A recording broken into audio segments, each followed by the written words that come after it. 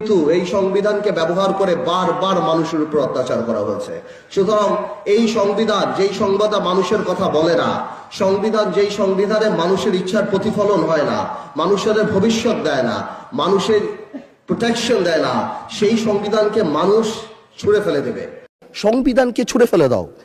সংবিধানকে ছুঁড়ে ফেলবো কেন? সংবিধানকে মনে এত গায়ে লাগবে কেন? If I don't like it, there are relevant provisions within the constitution যে আমি পরিবর্তন করতে পারি।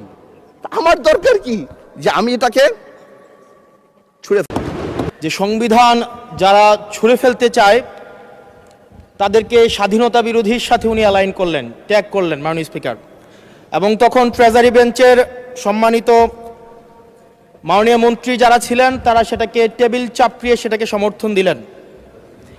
মাননীয় স্পিকার, গণতন্ত্রের জন্য যিনি আপোষহীন লড়াই করে গিয়েছেন বেগম জিয়া, উনি বলেছিলেন যেদিন জনতার সরকার প্রতিষ্ঠিত হবে, যেদিন এই পার্লামেন্ট জনতার সরকারের কাছে যাবে, এদিন এই সংবিধানকে ছুঁড়ে ফেলা হবে।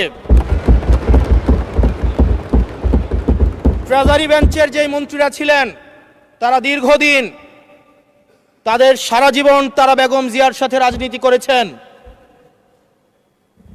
এই সংবিধান ছুঁড়ে ফেলার সাথে স্বাধীনতা যুদ্ধাপরাধীর অ্যালাইন করার যেটার হাততালি তারা দিয়েছেন, সেটির মধ্য দিয়ে বেগম জিয়াকে তারা মূলত হচ্ছে অপমান করেছেন কিনা তারা সেটা ভেবে দেখবেন।